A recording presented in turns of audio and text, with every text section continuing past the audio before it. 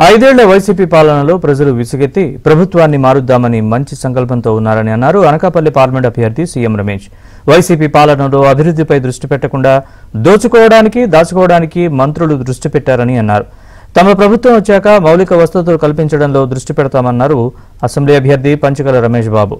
మాడుగుల నియోజకవర్గంలో సీఎం రమేష్ మీద జరిగిన దాడిని కూటమి నేతలు తీవ్రంగా ఖండించారు. రౌడీ రాజ్యం మళ్లీ వస్తే పరిస్థితి ఎలా ఉంటుందో అర్థం చేసుకోవాలన్నారు. ప్రచారంలో భాగంగా పెందుర్తి అయ్యప్ప స్వామి ఆలయంలో ప్రత్యేక పూజలు నిర్వహించారు. అనంతరం ఎన్నికల ప్రచారంలో పాల్గొన్నారు. అయ్యప్ప నగర్ కాలనీలో ఉన్న ప్రజలు బ్రహ్మరథం పడతా ఉన్నారు.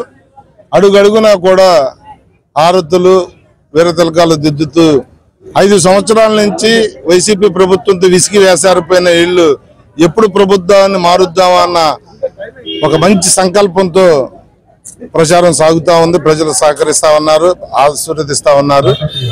5 సంవత్సరాలు కూడా ఈ వైసీపీ ప్రభుత్వం ఏమాత్రం డెవలప్మెంట్ మీద దృష్టి పెట్టకుండా దాచుకోవటం ముఖ్యమంత్రి స్థాయిలో ముఖ్యమంత్రి, ఎమ్మెల్యేలు, మంత్రుల స్థాయిలో వాళ్ళు 5 సంవత్సరాలు ప్రజలను పట్టించుకునే విధానం ఏదైతే ఉందో దాని